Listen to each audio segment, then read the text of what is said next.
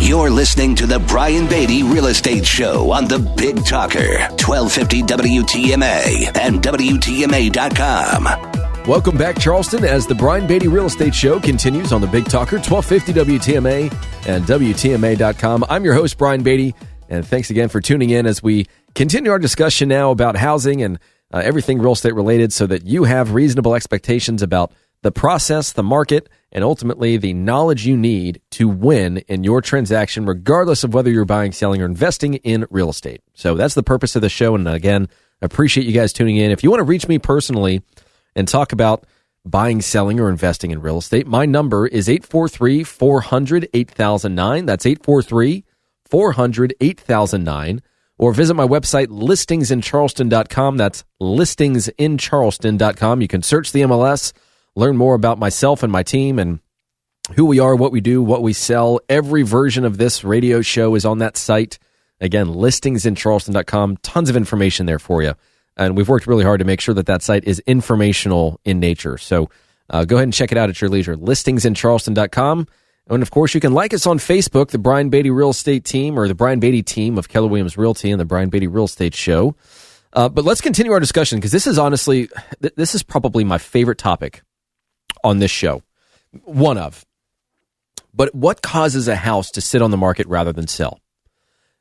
So much of our business revolves around being hired by people that have previously had their home on the market and it didn't sell.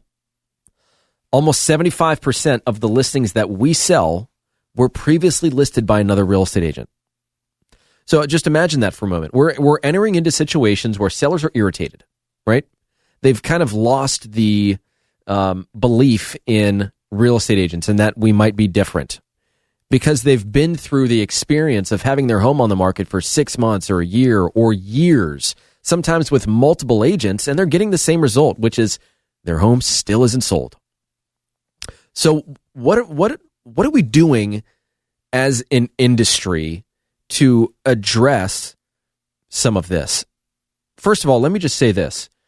Next year is 2020. There have been incredible advances in technology over the past several years, even the past 3 years as it relates to marketing. If you guys knew even a fraction of what my director of marketing and I know about marketing and how to specifically target people, it'd blow your mind when you compare it to the static, set it and forget it, conveyor belt approach to marketing people's homes that agents have been stuck in the dark ages with for decades. And sure, yeah, we've had things like Zillow, and we've had, little pieces of tech here that make our lives easier as real estate agents, not so much you, but for us. And it's still not really having an impact. But there are things that agents are doing. We are one of them. We very proudly boast that we are on the cutting edge of technology always. We are a tech-driven, customer service-based real estate company that performs at a very high level. And one of the reasons we're able to do that is because we can honestly answer the question when people ask this of us of how are you going to find buyers specifically for my house? And I want you to think about that question, because when you think about what the standard real estate agent does to market properties, what do? They put it in the MLS. Once it goes into the MLS, it is then syndicated to every single real estate agent's website, every single real estate brokerage's website, Zillow, Trulia, Realtor.com, Homes.com, and hundreds, if not thousands of others. There's nothing that they've done to create that opportunity for you. That's inherent with the membership that we have for our local MLS. Once it's put into the MLS, it shoots out to all those different websites. That is, for the most part, the extent of real estate agents' online marketing campaigns. That's their plan. And then, of course, they can throw an open house. They can put a sign in the yard. Maybe they have an agent caravan where they have a bunch of agents that don't really, have much else to do. Come and look at your property and say, "Oh, well, hey, if I get a buyer for it, then at least I'll know about the property and I can give you some, advice as I'm walking through it." Which I'm not going to go down that road right now, but you've got the sign, the open house, you've got the MLS. That's pretty much it. Maybe they throw it up on Facebook and say, hey, friends, check out my new listing. And they get a few likes, and their husband is saying, hey, another great listing, honey. Or it's just like it's kind of inflated almost. You have to understand that when some of these agents put things on Facebook, they're enticing their audience to comment and like and share to boost the post and to gain a little recognition. But the question is, but then what? Is there a mechanism that allows somebody that sees that property online to, with one click, find out more information? What happens when they find out more information? Is there some sort of call to action? Is there a lead capture assigned to it? Are these people actually communicating with the person that represents the property? Or is it just a, hey, look at me, I got a new listing post? It's mostly a, hey, look at me, I got a new listing post. And it's all their realtor friends are saying, hey, great job, keep up the good work, you're killing it.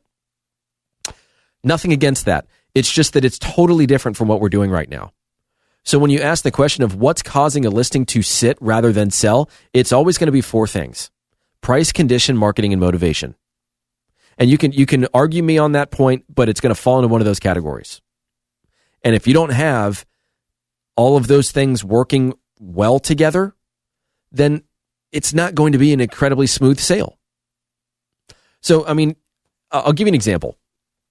I was looking at, because we've got a new listing in the Isle of Palms, so I was looking at properties listed between 1.25 and 1.75 million on the Isle of Palms. And people always want to know, so what's going on in the market right now?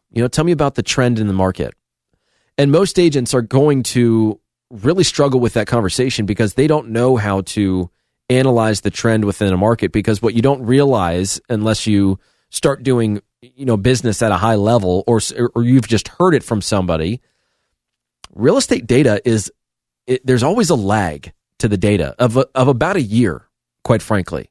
So if you're really trying to understand what's happening in the market right now, then you have to be talking to an agent that's doing business in that market right now at a high level and that understands the direction of the market. They have some foresight. They're not so focused with their head down and in their business that they have the ability to look up and look out and have some foresight.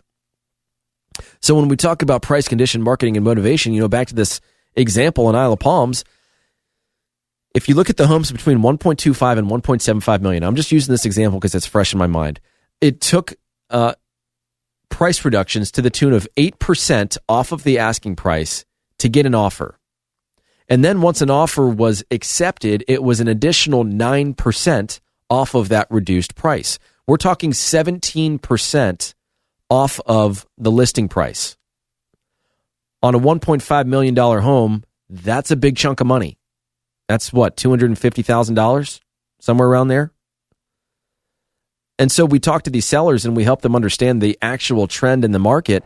And one of the overarching trends, and we've talked about this in the past, is just the agent's propensity to overprice listings.